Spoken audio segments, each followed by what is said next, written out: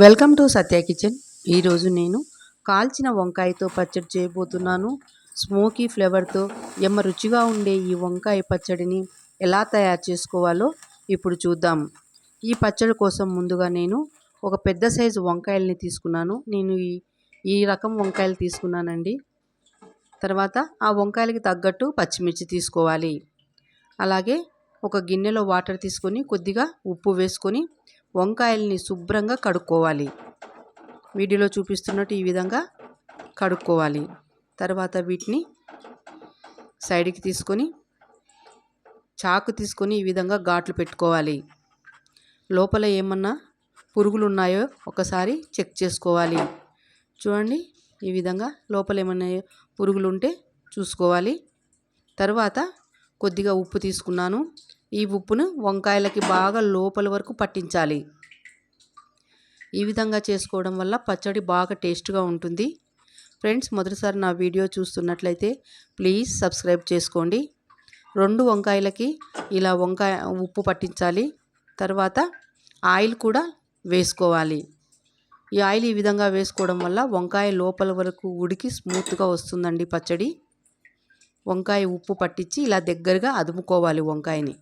తర్వాత పైన కూడా ఈ విధంగా అంతా ఆయిల్ పట్టించాలి. తర్వాత కొద్దిగా పచ్చిమిర్చిని ఈ విధంగా పెట్టుకొని రెడీగా పెట్టుకోవాలి. 2 వంకాయలని ఈ విధంగానే తయారు చేసుకోవాలి. ఇప్పుడు మనం పుల్కాలు తీసుకునే ప్యాన్ ఉంటుంది కదండి, అది కానీ ఏదైనా స్టాండ్ కానీ తీసుకొని వంకాయల్ని దీని మీద పెట్టి కాల్చుకోవాలి. ఇలా నెమ్మదిగా కాల్చుకోవాలి. తిప్పుతూ సైడ్లకి తిప్పుకుంటూ కాల్చుకోవాలి. ఎంతైనా మన పెద్దవాళ్ళు చేసే పచ్చళ్ళు రుచే వేరండి, చాలా టేస్ట్గా ఉంటాయి. ఈ పచ్చడి అన్నంలోకైనా, రోటీలోకైనా, చపాతి, సంగటి, రాగి సంగటిలోకైనా చాలా చాలా టేస్ట్గా ఉంటుందండి. చూడండి, ఈడ మనకి మిర్చి వేగిపోయినాయండి. సైడ్కి తీసి పెట్టుకుందాం వీటిని. వంకాయ మాత్రం బాగా కుక్ అవ్వాలండి, లోపల వరకు బాగా ఉడికిపోవాలి. ఒకసారి ఈ విధంగా తిప్పి కాల్చుకుందాము. 2 వంకాయలని ఈ విధంగా తిప్పుకుంటూ పూర్తిగా కుక్ అయ్యేంత వరకు మనము కాల్చుకోవాలి. చూడండి, ఒకటి రెడీ అయిపోయింది బాగా. దీన్ని తీసి ఒక ప్లేట్లోకి పెట్టుకుందాం.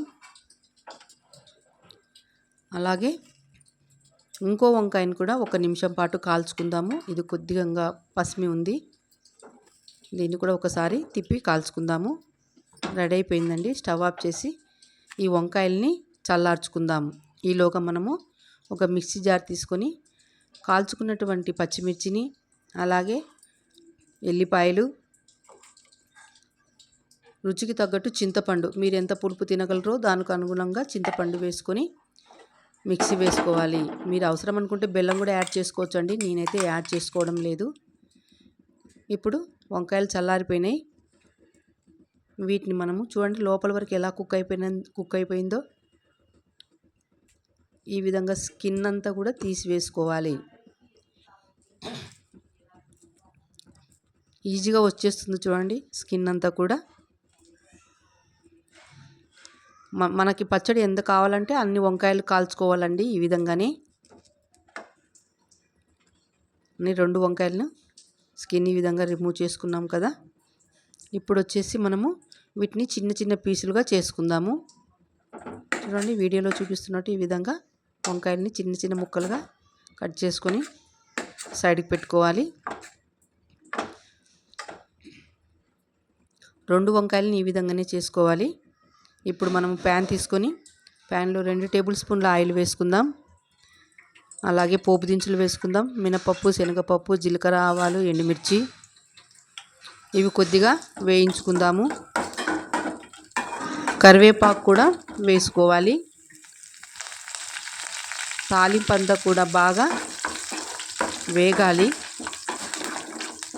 ఇప్పుడు కొద్దిగా పసుపు వేసుకుందాం. పసుపు అనేది పూర్తిగా ఆప్షనల్ అండి. ఒక్కసారి వేయించుకుందాము. ఇప్పుడు కొన్ని ఉల్లిపాయలు వేసుకోవాలి.